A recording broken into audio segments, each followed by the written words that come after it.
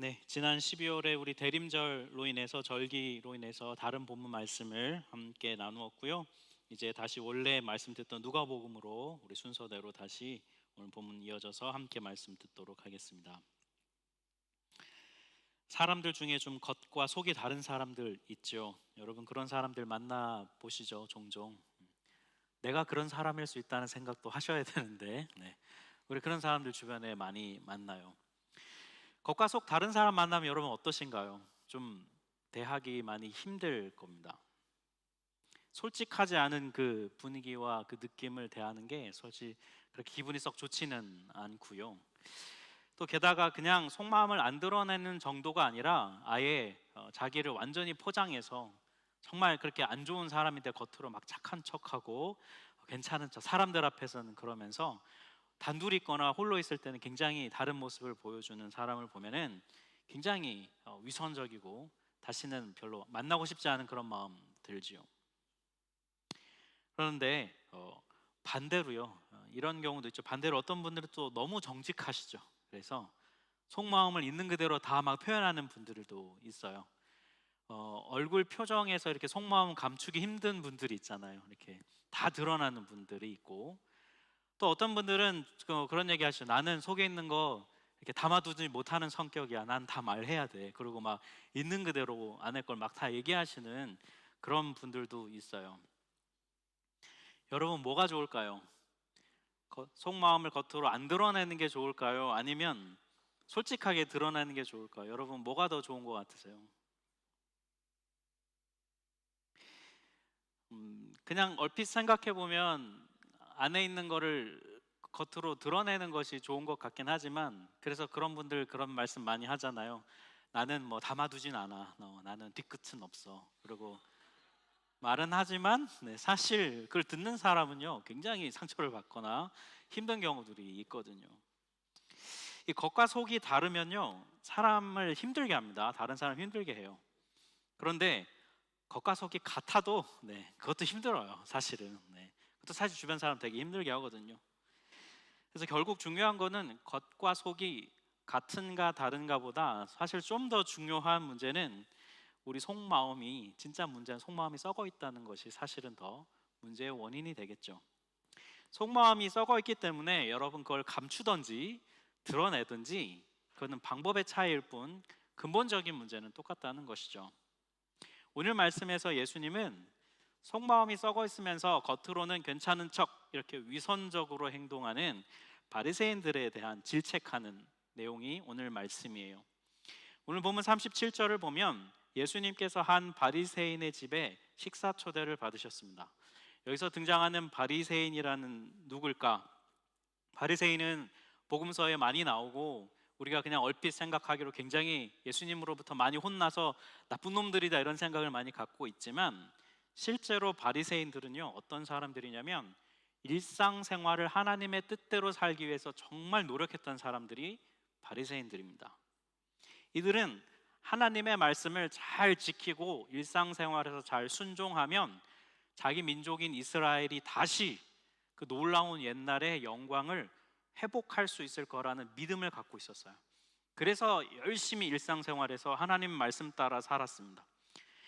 그러다 보니 사람들의 존경을 받고 사람들의 인기를 얻으면서 세력이 점점 커져서 나중에는 정치적인 세력으로까지 힘을 얻게 됐어요. 이 일상생활에서 바리새인들은 말씀을 따라 생활하는 걸 굉장히 강조를 했는데, 처음에는 그 순종의 정신, 말씀을 따라 살려는 그 마음이 많이 강조되었다가 시간이 점차 지나면서 그것은 잃어버리고 작은 행동 하나하나 지키는지 않는지 그것에 좀 많이 집착을 하게 된 그런 집단으로 좀 변해 갔어요. 행위에 좀 집착을 많이 했는데, 그 중에서 이 바리새인들이 많이 집착했던 게 뭐냐면 정결법이라고 하는 것이었습니다. 바리새인들은 음식을 먹기 전에 손을 씻었어요. 여러분들도 손 씻으시죠? 먹기 전에.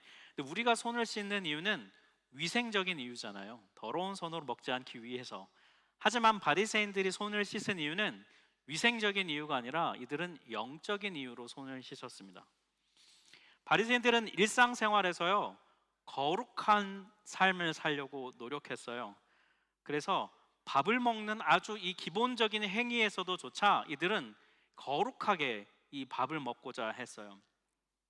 그래서 이들은 당시의 제사장들이 성막에 들어가기 전에 그 앞에 놓여 있는 물두멍에서 그들의 손을 씻었던 그 행위에 착안을 해서 자신들이 밥을 먹는 이 행위를 하기 전에 손을 씻는 걸 굉장히 거룩한 예식으로 여기고 손을 씻었던 것이죠. 그러니까 위생 때문이 아니라 거룩한 정결함 때문에 여러분 밥 먹기 전에 손을 여러분 거룩하게 씻는 거 한번 여러분 매일 해보시면 어떨까요? 네.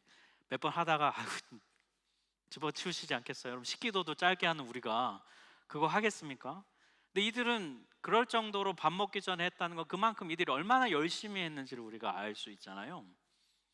이런 바리새인들이 예수님을 식탁에 초대했어요.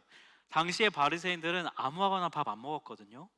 그러니까 예수님을 초대했다는 것은 예수님을 자신들과 같은 수준으로 여기고 예수님을 초대한 것이죠. 예수님을 왜 이렇게 호의적으로 이들이 생각을 했냐면 당시의 바리새인들과 경쟁 관계에 있었던 그룹이 있는데 사두개인이라고 하는 그룹이 있었습니다. 이 사두개인들은 어떤 사람들이냐면 성전에서 예루살렘 성전에서 권력을 갖고 있는 종교 권력자들이었어요. 뭐 대제사장이라든지 제사장 그룹의 그런 사람들이었습니다. 그런데 예수님께서 성전에 들어가셔서 그 바리새인들과 경쟁 관계에 있는 사두개인들을 막 혼내시는 거예요. 이 썩은 놈들아, 이 부패한 것들아, 그러면서 엄청 혼내시고 성전을 비판하시니까 바리새인들이 어떻게 생각했겠습니까? 예수는 우리 편이네, 이런 생각을 한 거예요. 그래서 예수님을 식사에 초대를 한 것이죠. 근데 이게 바리새인들의 착각이었어요. 오늘 보면 38절을 보니까 거룩하게 손을 씻어야 되는 이 규정을 예수님이 하지 않는 것을 바리새인이 보았어요. 이상하게 당연히 생각하겠죠. 우리랑 같은 수준인 줄 알았는데, 우리 편인 줄 알았는데 손을 안 씻어? 라고 이상하게 생각을 한 것이죠. 예수님이 바리새인의 그 마음을 캐치하셨습니다. 아셨어요. 그래서 오늘 보면 39절에 보니까 이렇게 말씀하시는데요. 우리 39절은 같이 한번 읽어볼까요? 시작. 주께서 이르시되 너희 바리새인은 지금 잔과 대접의 겉은 깨끗이 하나 너희 속에는 탐욕과 악독이 가득하도다. 예수님이 비유로 말씀하시는데 바리새인들이 여러분 손도 깨끗이 씻었으니 그 식탁에 있는 그릇들은 왜 이러죠? 식탁에 있는 그릇들은 얼마나 여러분 깨끗했겠어요. 놓여있는 잔과 대접이 정말 깨끗한 것이죠.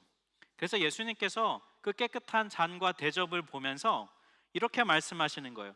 야, 너희가 쓰는 컵, 너희가 쓰는 이 밥그릇, 이렇게 깨끗한 것 너희가 쓴다고 해서 너희가 정결하고 깨끗하고 의로울 거라고 착각하지 마라 라고 얘기하시는 거죠. 내가 보니까 니네 컵과 그릇은 깨끗한지 몰라도 니네 속마음은 다 썩었다 이놈들아, 막 이렇게 예수님이 뭐라고 하시고 계세요. 여러분 식사 초대 받아가지고 집에 가는데 집주인한테 이러실 수 있겠습니까? 자는 깨끗한데 당신 마음은 더러운데 알고 계세요? 뭐 이런 거 여러분 우리가 식사 초대 받아 이런 말 할 수 없잖아요. 여러분 우리가 예수님에 대해 보통 가진 이미지, 여러분 예수님 하면 떠오르신 이미지 뭐예요?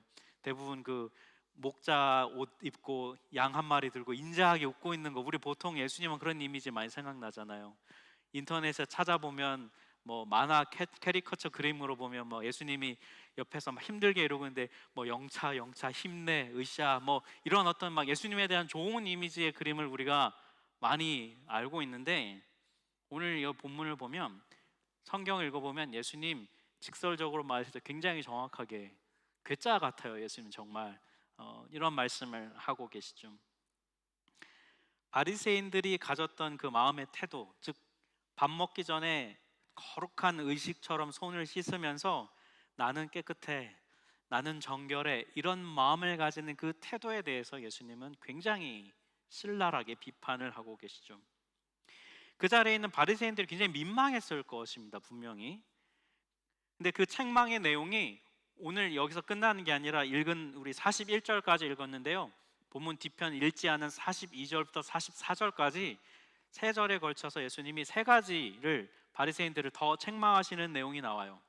그 내용을 제가 읽진 않았지만 제가 좀 풀어서 이렇게 설명을 좀 드려볼게요. 첫 번째 예수님이 뭐라고 책망을 하셨냐면 그들의 헌금 생활에 가지고 비판을 하셨어요.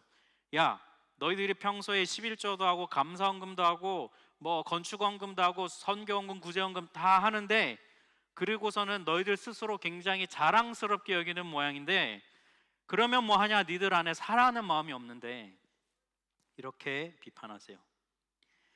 사랑하는 마음 없이 그 헌금하면서 스스로 잘하고 있다는 거 그게 옳은 마음이냐? 예수님이 비판하시죠.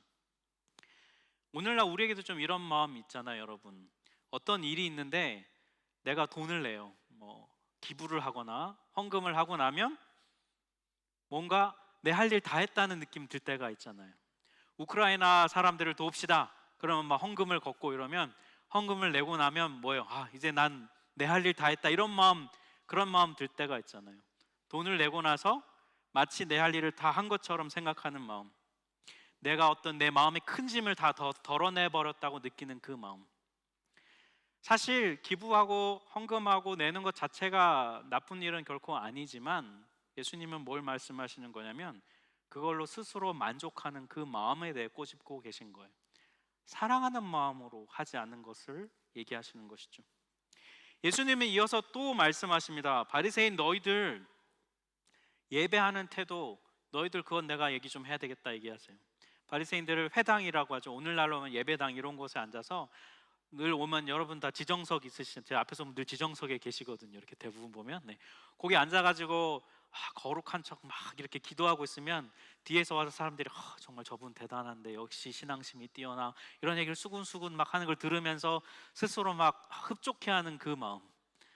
마트에서 만났는데 막 어떻게 이렇게 늘 그렇게 거룩하세요, 정말 대단하세요 막 이렇게 칭찬 들으면 머리로 말로는 아닙니다 하면서 머리로는 뭐라고 생각해요? 당연하지 막 이런 생각하는 그 태도.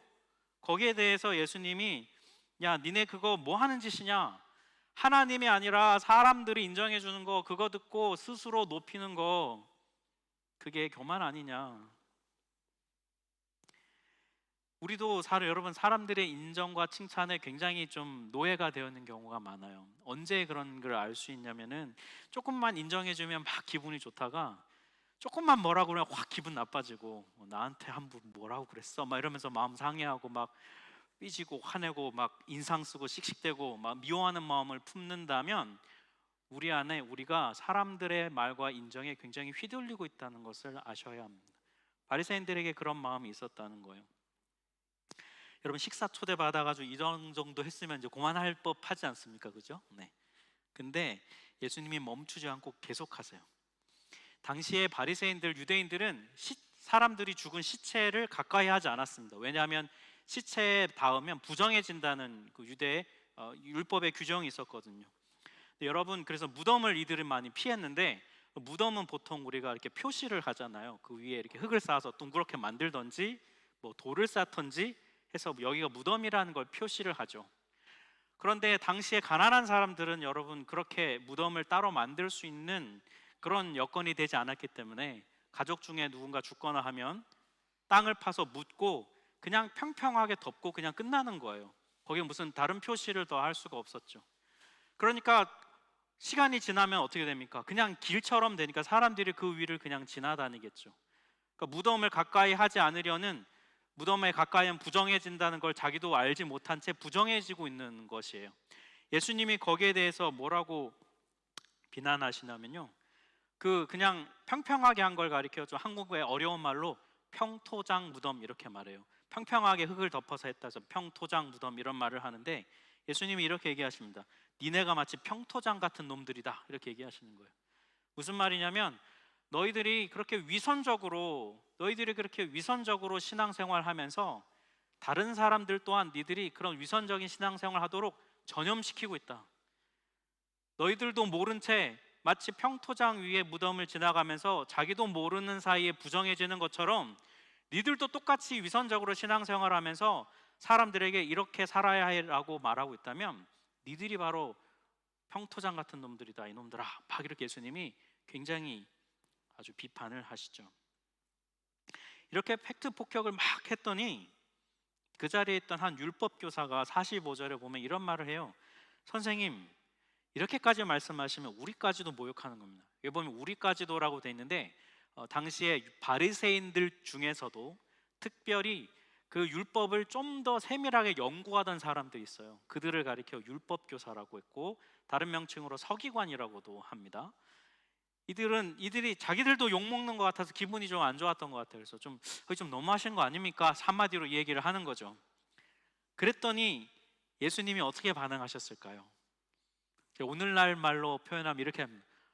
뭐? 너 말 잘했다. 너 잘 걸렸다. 그리고 예수님이 또 율법 교사들을 또 막 엄청나게 혼내시는 내용이 뒤에 또 나와요. 그 중에 하나만 얘기하면 이런 거예요. 니들은 율법 교사로서 사람들한테 이렇게 살아야 한다, 이렇게 살면 안 된다 말로 가르치면서 정작 니들은 그렇게 안 살고 있지 않냐, 이 입만 살아있는 놈들아, 막 이렇게 말씀하시는 거죠. 이 말 듣고 제가 되게 찔렸거든요. 저 역시도 저도 아마 이 자리에 있었으면 그런 말 듣지 않았을까 싶어요. 니들이 가르치는 것에서 10분의 1이라도 살아보려고 발버둥 쳐봐라. 그럼 내가 이렇게까지 말 안 한다. 이런 말 예수님이 하셨어요. 만약에 여러분이 현장에 있는 바리새인이라면, 여러분이 예수님 초대했던 그 바리새인이라면, 율법 교사라면, 여러분 예수님이 이렇게 책망하실 때 어떻게 반응하셨을 것 같은가요? 네, 예수님 말씀 맞습니다. 제가 고쳐보겠습니다. 라고 하실까요? 아니면 너무 좀 억울하지 않을까요? 저는 솔직히 말하면 좀 억울할 것 같아요. 왜냐하면 지금 열심히 살고 있잖아요. 말씀대로 잘 살아보려고 되게 노력하면서 살고 있잖아요. 그런데 노력하고 있는데 와가지고 이 망할 놈들아, 뭐 니들 막 이렇게 하면 여러분 얼마나 억울하겠어요. 제가 결혼하신 우리 남편분들이랑 대화하다 보면 아내한테 서운한 거를 얘기할 때가 있어요. 여러분 여기서 이제 공개적으로 말 못하시겠지만 제 대변인으로 말씀드립니다. 이 자리에서는 우리 아내한테 제일 서운할 때가 여러분 언제입니까? 우리 남편분들 언제 제일 서운하겠어요? 제가 이렇게 들어보면 이때 제일 서운하대요. 아내가 잘못하는 것만 지적할 때. 10가지 하면 9개 잘할 때는 아무 말 안 하고 있다가 한 개 마지막 틀리면 기다렸다는 듯이 그거를 그렇게 하면 되냐 당신은 항상 매일 요 단어 꼭 들어가잖아요. 항상 매일 요거 들어가죠. 그럼 또 억울한, 내가 언제 항상 그랬냐 지난번에. 그래서 아내분들한테 얘기를 해요. 남편들 좀 칭찬도 해주고 좀 잘하는 건 잘한다 얘기 좀 해줘라. 그러면 아내분들이 뭐라고 얘기하는 줄 아세요? 잘한다 하면 진짜 잘하는 줄 안다는 거예요. 착각을 하기 때문에 자기 얘기할 수 없다는 거예요. 남편을 거짓의 영에 휘둘게 할 수 없다는 거예요. 남편을 진리로 인도해야 되기 때문에 사랑해서 그런 거예요 이러면서 얘기를 하시더라고요. 그리고 오늘 말씀에서 예수님이 바리새인들에게 지적하시는 내용의 핵심이 바리새인들이 최선을 다해서 하나님 말씀대로 살려고 하는 그거를 비난하시는 것이 아닙니다. 예수님의 비난의 책망의 포커스는 뭐냐면 바리새인들이 그렇게 최선을 다해서 열심히 살아가는 그 모습을 통해서 그 행동, 자신의 행동을 통해서 자기 스스로 의로워지려고 하고 자기 안에 있는 내면을 바꿀 수 있다고 믿었기 때문이에요. 일상생활에서 열심히 최선을 다해서 말씀을 지키면, 심지어 밥을 먹는 그 순간에도 거룩하게 손을 씻으면, 그러면 자신은 깨끗해진다고 착각하는 거, 그게 문제의 핵심이란 거죠. 여러분 우리들은요 대부분 자신의 이 겉으로 드러나는 행동을 통해서 자꾸 자기 자신이 어떤 사람인지를 입증해 보이고 싶어 합니다. 증명해 보이고 싶어 해요. 내가 이 정도 노력했으면 된 거 아니야? 이런 생각 우리가 할 때가 있잖아요. 내가 아무것도 안 한 것도 아니고 이만큼 수고하고 애썼으면 그러면 좀 된 거 아니야? 이런 마음, 행동을 통해 나의 떳떳함을 보이고 싶은 마음이 우리 안에 있다는 거예요. 사람마다 자신이 정한 그 의로움의 커트라인이 있는 거 아십니까? 그 커트라인이 있어요. 그래서 요 정도 하면 이 정도 하면 됐겠지, 요 정도만 요거 넘어서면 그러면 아무도 나한테 뭐라고 못하겠지라고 하는 그런 자신만이 갖고 있는 의로움의 커트라인이라는 게 있어요. 여러분, 그게 바로 오늘 예수님께서 바리새인들에게 이 팩트 폭격 날리면서 혼내신 핵심입니다. 아마 근데 좀 이런 생각 하실 수 있을 거예요. 안 하는 것보다 낫지 않나? 노력하고 열심히 하면 그래도 아무것도 안 하는 것보다 낫지 않나, 이런 생각 하실 수 있을 거예요. 만약에 우리가 그런 생각을 한다면은 그게 바로 우리 인간의 생각이라는 것입니다. 그게 바로 세상의 기준이에요. 이 세상의 기준에서는 어떻게 합니까, 여러분? 다른 사람들과 끊임없이 비교하면서 평가하는 게 우리 안에 익숙해 있잖아요. 다른 사람들은 안 하는데 그거에 비해서 내가 이 정도 하면 잘하는 거 아니야? 이런 마음이 우리 안에 드는 것, 이게 바로 뭐냐면 우리 안에 나의 의로움, 내가 잘하고 있는지 아닌지를 세상의 기준으로 나를 평가하고 있다는 증거라는 거예요. 그럼 시편 53편 2절과 3절 말씀을 보면은 이런 말씀이 있어요. 하나님이 하늘에서 인생을 굽어 살피사 하나님을 찾는 자가 있는가 보려 하신즉 선을 행하는 자가 없으니 한 사람도 없다. 이게 무슨 말씀입니까? 우리가 막 서로 보면서 비교하면서 그래도 내가 다른 사람보다 낫지 않나? 내가 이 정도 하면 내 의로움의 커트라인을 통과했으니 좀 괜찮은 거 아닌가라고 생각할 수 있겠지만 그거는 착각이라는 거예요. 하나님 보시기에는 아니라는 거예요. 그러면 도대체 하나님 보시기에 의로운 사람은 누구라는 거야? 어떻게 하면 하나님이 의롭다 인정을 받을 수 있는 거야? 라는 이 질문에 빌립보서 3장 9절을 보면 바울이 이렇게 고백하고 있습니다. 우리 새 번역본인데요, 여러분 보이시면 같이 한번 한 목소리로 함께 합독해 보도록 하겠습니다. 나는 율법에서 생기는 나 스스로의 의가 아니라 그리스도를 믿는 믿음으로 말미암아 오는 의, 곧 믿음에 근거하여 하나님에게서 오는 의를 얻으려고 합니다. 네, 이 바울의 고백에 따르면 하나님이 의롭다라고 인정해 주실 수 있는 그 의는 우리 행동으로 만들 수 없다는 것입니다. 그것은 하나님으로부터 온다는 거예요. 성경의 가르치면 이것입니다. 우리가 아무리 어떤 올바른 행동을 하고 나 스스로 생각하기에 잘 살고 있어, 이 정도 하면 됐어 라고 아무리 생각한다 하더라도 그것은 우리를 의롭게 할 수 없다는 것입니다. 우리가 의로워질 수 있는 유일한 방법은 하나님이 만들어 놓으신 의, 그것을 우리가 받을 때에만 의로울 수 있다는 거예요. 하나님이 만들어 놓으신 의가 뭡니까? 바로 예수 그리스도께서 십자가에서 우리를 대신해서 죽으신 그 의. 죄인된 나를 위해 예수님이 죽으셔서 나에게 생명을 주셨다는 그 의를 믿음으로 받아들이는 게 우리가 의로워지는 방법이라고 성경은 말해요. 만약에 우리가 이 하나님이 만들어 놓으신 예수님의 십자가라는 이 의를 우리가 받아들이고 믿으면, 그러면 그 다음에 우리에게 여러분 어떤 일이 벌어질까? 에스겔 36장 25절부터 27절에 보니까 그 의를 받아들일 때 나는 결과가 우리에게 이렇게 말씀하고 있어요. 하나님이 이렇게 말씀하십니다. 너희의 모든 더러움을 깨끗하게 씻어주며 너희에게 새로운 마음을 주고 너희 속에 새로운 영을 넣어주며 부드러운 마음을 주며 너희 속에 내 영을 두어 너희가 나의 모든 율례대로 행동하게 하겠다. 이게 하나님의 방법이에요. 우리를 의롭게 하시는. 하나님은 어떻게 하시냐면, 우리가 하나님이 만들어 놓으신 의를 받아들이겠다고 하면 하나님은 뭘 하시냐면 우리에게 뭘 하시는 겁니까? 새로운 마음을 주시고 새로운 영을 주시고 부드러운 마음을 주시고 우리 안에 그분의 영, 즉 성령을 주십니다. 그래서 어떻게 하는 겁니까? 우리를 그분의 뜻대로, 그분의 말씀대로 행동하게 하겠다고 말씀하세요. 우리가 하나님의 만드신 의를 받아들이면 우리 속, 즉 우리 마음이 변화됩니다. 더 정확하게 말하면 우리 안에 있던 썩어있던 옛 마음을 하나님이 끄집어내시고 우리 안에 새 마음을 집어넣어 주신다는 거예요. 새 영. 그래서 여러분, 우리에게 필요한 것은 잘 살려고, 의로워지려고 노력하는 것이 아니라 그 이전에 무엇이 필요하냐면 우리에게 필요한 건 하나님이 주시는 새 마음입니다. 이게 우리를 새롭게 하시는 하나님의 플랜이에요.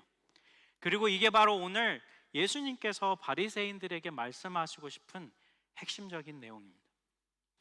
오늘 본문 마지막 40절 41절에 보면 새 번역본으로 보면 이렇게 예수님 말씀해서 이 어리석은 바리새인들아, 겉을 만드신 분이 속도 만들지 아니하셨느냐. 너희가 겉으로 행동으로 아무리 의롭게 살려고 노력하고 애를 써도 그게 너희를 의롭게 하는 게 아니라 너희 속을 만드신 그 하나님이 너희를 의롭게 할 수 있지 않냐, 이 말씀이에요. 그러니 어떻게 하라는 거예요? 하나님이 주신 그 새 마음, 하나님이 너희에게 부어주신 새 영, 그것으로 어떻게 하라는 거예요? 자선을 베풀어라. 그것으로 선을 행하라는 거예요. 그러면 너희가 깨끗하다고 인정받을 수 있다. 새로운 마음을 하나님께서 너희에게 주시니 그 속에 있는 것으로 행하라는 거예요. 너희가 지어짜내고 너희 의지로 만들어내는 그런 의로운 행동이 아니라 너희 안에 심어주신 그 새 마음, 성령의 뜻에 순복하고 성령의 뜻대로 살아가는 삶, 그것이 바로 너희가 하나님 앞에서 깨끗하다고 인정받는 길이라고 예수님은 말씀해 주십니다. 여러분, 새해가 되었어요. 여러분, 일주일 지났습니다. 일주일 전인 2022년 12월 30일과 오늘 이 자리에 앉아 계신 2023년 1월 8일 여러분 뭐가 달라지셨습니까? 나이만 한 살 더 먹고 여러분, 약속했던 다이어트 하고 계십니까? 성경 열심히 잠언 읽어야지 읽고 계신가요? 운동 이렇게 해야지 여러분 하고 계십니까?